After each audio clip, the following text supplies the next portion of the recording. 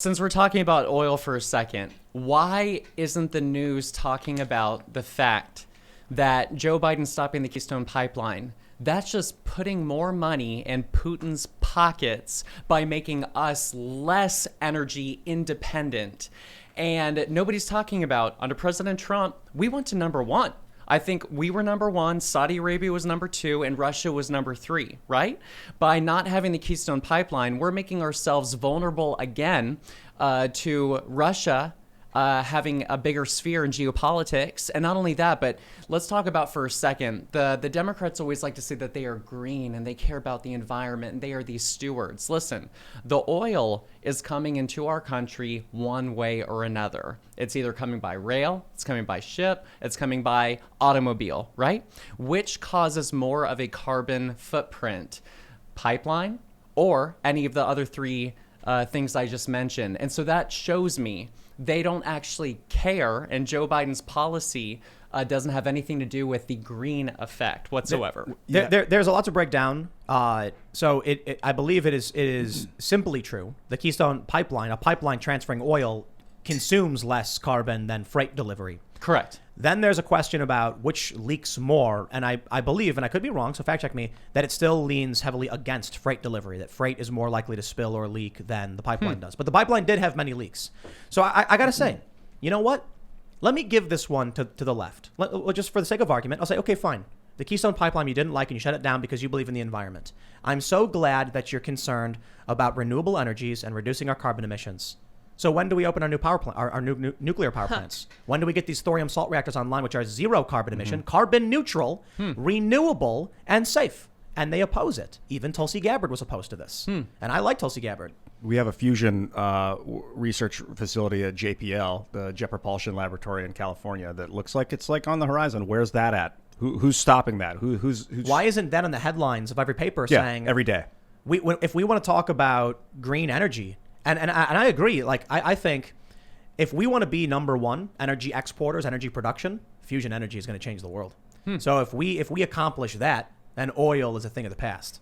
For now, I believe the best energy return on energy invested is nuclear energy. For some reason they don't want. You know what I think it is? I don't think it's about energy. I think it's about holding this military the petrodollar. Yeah. It's about having control strategically around the planet and justifying it. So long as everyone's using oil and they have to use the dollar to exchange it, and we have the weapons and we're positioned, then that's it. It's control for the establishment. Two things. I agree with you. If we went off the petrodollar, it could be the American dollar could be completely useless. It would be wiped out. Yeah, completely. It'd be totally wiped out. And we'd be broke overnight. But as for the pipeline, I agree. It's messy. It spills. There's lots. I don't know, 20, 30. How many spills last year? It was like 26. Yeah, or something. yeah, quite a bit of spills. But it's like they're saying, look, we have the Qatar Turkey pipeline, so it doesn't. The oil's going to spill regardless of if it's coming out of Russia or if it's coming out of Canada. But it's like they don't want to spill it on the floor of the ivory tower. They don't want to mess up our luscious land, but they just want to mess up their luscious land, and they still want to get the same dirty crap. So I think it's insane. I don't know. I mean, I don't live on the land. I know that people that live on the land that are having a pipeline drove through their yards and getting oil spilled into their crops and stuff are devastated. But if we're going to drill it out of the ground anyway. When I talk to people about Keystone, they immediately say it's not about oil spills. It's about the Native Americans' right to the land. And then I'm like, okay, well, if there's like legitimate land ownership issues, and I absolutely respect, like, you know, we go back in time and there are a lot of violations of treaties and things like that. But that doesn't mean shut the pipeline down if it's already built. I mean, you've got people who have spent all these resources on it. I suppose maybe it means move it, or I don't know what the argument really becomes, because Joe Biden's reason for shutting it down, it was what, climate change. You know, so it feels like they're moving the goalposts in that regard.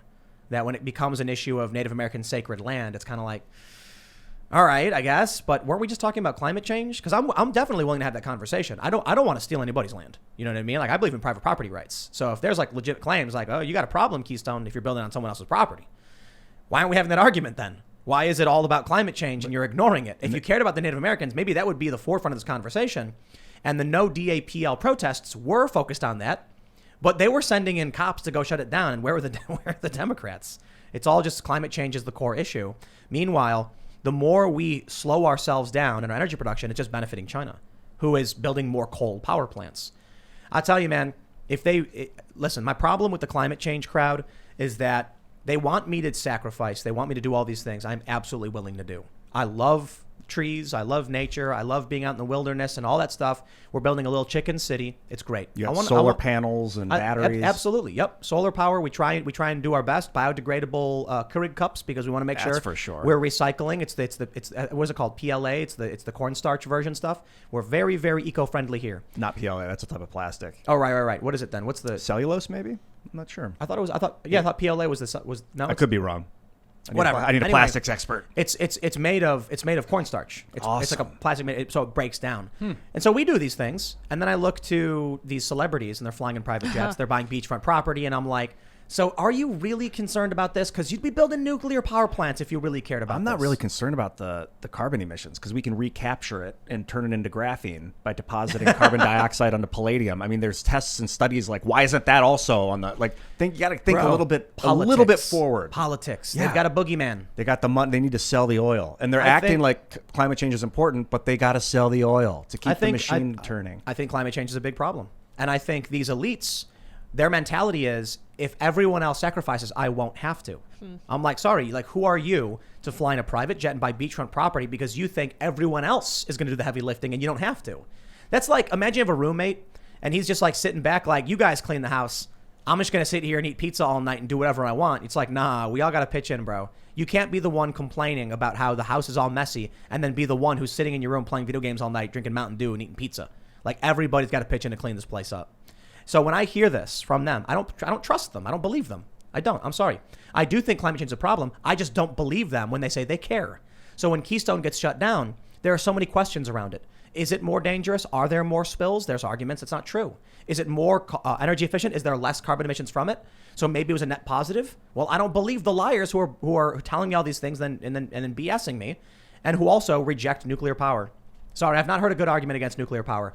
The only argument I ever hear is Fukushima, 3 Mile Island in Chernobyl. And I'm like, look, Chernobyl, early technology, Soviet Union, shoddy authoritarianism, shoddy workmanship, authoritarianism, essentially slave labor. The whole thing was a failure and it collapsed. And it was really, really bad. Chernobyl was bad. Fukushima, massive earthquake. Giant flood. So I understand that's the best argument against nuclear power. It was the tsunami, and then it was the earthquake, and then the tsunami that came in. And the reason that's a good example is because they built Fukushima correctly, and a natural disaster occurred, causing this damage. I'll have that argument, absolutely. But we also have thorium salt reactors, and we can build them inland and away from fault lines and other places like this. Doesn't produce corium. It wouldn't have the impact on the Earth. They're both types of nuclear power, but they're completely different chemical reactions. So that's the problem. Where is it? Where is, we have this stuff on the horizon. We hear about fourth generational nuclear power in Europe. It's buried under the fear of ignorance. People don't understand the difference often of thorium and or is it a boogeyman corium. They can weaponize? Nuclear sounds scary, right? So they can tell all their voters, no, don't let them do it. Vote for us and we'll save you. And then in the meantime, they actually it's a detriment to everybody else when they restrict this technology. Granted, I think everybody's in favor of fusion. So if we get the JPL's fusion ignition, to happen, then it's going to be, Then the U.S. dollar would collapse probably, and the entire world would have unlimited energy. And well, fusion's not unlimited. It's not. It's just great. Tens of thousands of years worth in a piece. It's not unlimited. It just goes for a long time. I don't think the EROEI, the energy return on energy invested, is that high. It's high. We can produce a lot of energy with less input into it. But I don't think it's cold fusion is the theoretical great. We're talking about regular fusion. They're trying to get ignition where, they can make the process. Yeah, when the deuterium collides and becomes helium, it releases a leftover form of matter that's extracted as heat, which then can be converted into, steam, which could create a laser to continue the reaction. And then you're creating more heat than is needed to produce the laser. Scientific story short. Just keep pumping deuterium in, which politics. is in all over the ocean. We got a lot of it. It's politics. Let's just slap a name on it. Green fusion. Yeah, there Yes. you go. That's perfect. All we need is a nuclear. good PR stunt. That's right. Green fusion. I like Yeah, it. don't call it nuclear. Yeah, we should. How about we don't call it nuclear and we call it, green decay? No, decay is too negative, No, right? Yeah, Okay, too deep. yeah. What's a word we can use instead of nuclear energy? Fusion. You know, no. So it's like Fusion. I like green Green fusion. fusion's nice. green Sounds like radio the name energy. of a band or something. Green fusion. Well, but if we're talking Does, about yeah. nuclear power plants, which is different from the fusion, what can we say? It's also a type of nuclear power. That's the crazy thing. All this has happened in the nucleus of atoms. So it just depends on the type green of atom. fusion. The green fusion deal. Yeah. Who can oppose the green fusion? I don't think deal, right? anyone. Yeah. We'll call it the green energy deal. Atomic energy. Yes. The Oh, green yeah. energy deal. There we go. All right, do you support the green energy deal? Definitely. Oh, there we go. Sounds Congratulations. great. Sounds enticing. Tell me about it. Does everything to do with Well, race it's kind relations? Of like, they're really good, the Democrats, which is something I think we could learn from them. They're great at naming these bills. Yes. They'll call it the Equality Act, which we all know is Yep. unequal and has nothing to do with equity. And so we need to do a better job. Like, why would you vote against the Save the Puppies and Kittens Yes. Act? Why would you do that? Don't you love the dolphins too? Save the Puppies Act. What does that do? It provides $17 billion to the war effort to bomb things.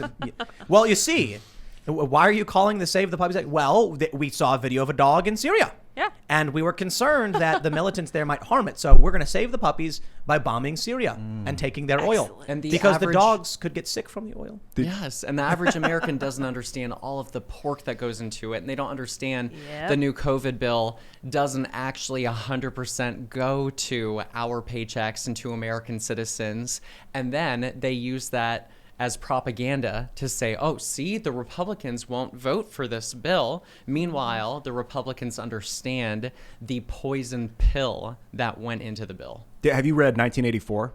I have not. It's great. It's by George Orwell about dystopian reality in the year 1984. And he wrote it before the year. So it was like a futuristic world war where there's these two giant war powers, basically, and they're just pure propaganda. And you're always at war, or you're at peace, or you're at war, or you're at war with someone else, and all you're getting is news media. They have this thing called doublespeak. And this is basically doublespeak. They'll call it the Ministry of Peace. And that's where they declare war. That's their war department. And that's what they're doing with these bills. It's Yeah. I don't know what The Patriot Act. Well, the Patriot Act. Well, look at Doublespeak. them seeking justice, but doing it in an unjust way. Burning down cities. Yes, Remember that in the CNN name art- of peace. You remember the CNN article that said, meet the Antifa group who seeks peace through violence? Yes. No joke. What? That I was like remember that. CNN wrote that. Oh my Beautiful. Seeks God. peace through violence. Yep. That's just like, I can't. say I will never It's never like run for office, but I almost- swear if I was in Congress, if I was in the Senate or whatever, I'd draft a bill called the Donald Trump is the worst president act, and it would just do all these awesome things. It would be like, the peace get the through people violence, the checks they want. This is so implicit in our system, in our video games, in our movies. Like there's a bad guy causing chaos. The hero kills him, and then everyone's happy again. And like, so it's in our brains. Like, oh, if you destroy the enemy, there will be peace. That's why Wonder Woman was a great movie. Do you see Wonder Woman, the first one, Scott? I'm gonna spoil it for everybody. It's fairly old at this point, but basically, Wonder Woman believes if she defeats the God of War, everyone will be live happily ever after, and war will end. And then Chris Pine's character is like, it doesn't work that way. People just fight sometimes. And then when she defeats Ares, the God of War, nothing changes. Because all he was doing was whispering in people's ears. The people were carrying on. They were fighting. And so it's a cool movie because this idea is you think defeating this one bad guy solves all your problems. The left believes in this. They're like, Trump is the problem. Trump is the problem. We better vote for Biden. Now Biden's doing the same things. It's worse, actually. Trump gave more people stimulus checks than Biden is. And people are surprised. And now Biden is means testing it. So less people are getting less money. And they're surprised to find that out. But, to be fair, the left still hates Trump more than this. But they genuinely believe. A lot of people thought, vote out Trump and then it'll be utopia. There's this funny meme where it was like, y'all are so dumb if you think Biden's going to bomb Syria. You're making this up. And it's just like now it gets shared over and over and over again. yeah. Because it's all like all the gloating Trump supporters like high-fiving each other and laughing like, told you so. And don't forget the anti-war progressives who are laughing too, saying told you so as well. And then you have... for whatever reason, the establishment shill types who are tribalists just don't care. They're like, whatever. Well, I think the work that we're doing going into 2022 is so critically important, and here's why. Here we're talking about the media that gets to write whatever it wants. and there's no accountability. None. We can't hold the media's feet to their fire, right? And we can't hold them accountable. And then we have these politicians like Cuomo. And where is the justice for his actions? And so I think the average feeling of the American person is they feel so discouraged because they feel like they have no power. They can't hold anybody accountable, the people that lead them, the people that represent them, and ultimately the people that they see on TV who lied to them. And that's why 2022 is important, because we finally have the opportunity to do a couple things. If you're a conservative, or if you want to take over peacefully and democratically the Republican Party, 2022 is your opportunity to use the primary democratic process to replace these America Last politicians with America First ones.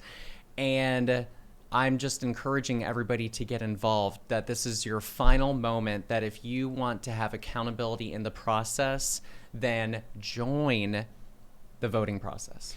Thanks for checking out this clip from the Timcast IRL podcast.